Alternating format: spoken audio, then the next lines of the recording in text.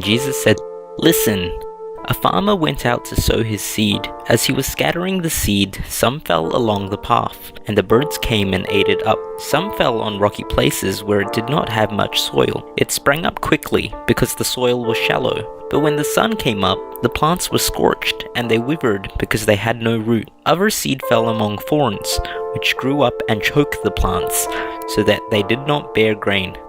Still other seed fell on good soil. It came up, grew, and produced a crop, multiplying 30, 60, or even 100 times. Then Jesus said to them, 'He who has ears to hear, let him hear.'" When he was alone, the disciples asked him about the parables. Then verse 13 of the Gospel of Mark chapter 4 says, "Then Jesus said to them, 'Don't you understand this parable? How then will you understand any parable?'"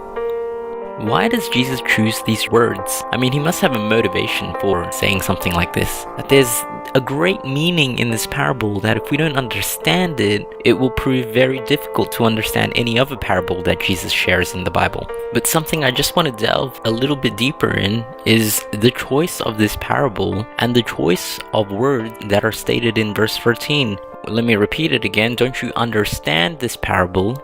How then will you understand any parable?" And I believe that Jesus deliberately chose this parable and chose to speak those words in verse 13 to point out to us in our everyday state that there are 4 ways that you can respond to hearing or reading the word of God. Jesus is explaining that in our lives, every time we hear the word of God, we are on one of these 4 soils. I believe that Jesus was deliberate to point out to us, to raise an alarm to us, to let us understand that every time we hear the word of God, we will be on one of these 4 soils. And God is faithful to his word. But there's also one more point that I want to raise, which is the fact that it's Jesus who is saying these things.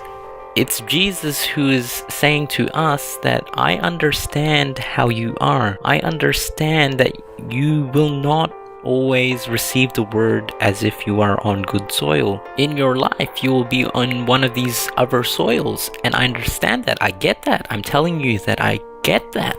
And to me, when I understand that Jesus understands me and that he would stop for a moment to share this parable and to explain my condition, I love him more and more because he cares. He truly cares that he would stop and speak to me. I see his heart in this parable, and in seeing his heart, it's making my heart want to change so that I find myself in that good soil where I'm able to receive him every single time. He who has ears to hear, let him hear.